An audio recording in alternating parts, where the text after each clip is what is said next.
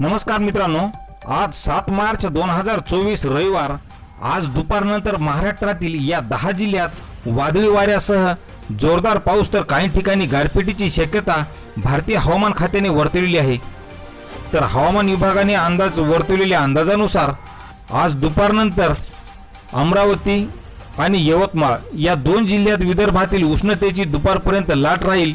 तर दुपारनंतर मराठवाड्यातील छत्रपती संभाजीनगर, जालना, बीड, धाराशिव, लातूर आणि नांदेड तसेच परभणी आणि हिंगोली जिल्ह्यात काही ठिकाणी हलक्या सरी पडतील असा अंदाज आज हवामान विभागाने वर्तवला आहे। त्यासोबतच खानदेशातील नाशिक, पुणे, सातारा आणि सांगली या भागात सुद्धा वादळी पाऊस होईल असा अंदाज वर्तवला असून हा पावसाचा जोर वाढणार असून पुन्हा उद्या सोमवारी विदर्भातील वाशिम आणि यवतमाळ या जिल्ह्यात काही ठिकाणी जोरदार गारपिटीचा ऑरेंज अलर्ट दिला आहे। तसेच विदर्भातील इतर जिल्हे आणि संपूर्ण मराठवाडा, मध्य महाराष्ट्रातील नगर, सोलापूर आणि सांगली जिल्ह्यात विजा आणि मेघगर्जनेसह मध्यम तर काही ठिकाणी जोरदार पावसाचा येलो अलर्ट हवामान खात्याने वर्तवलेला आहे।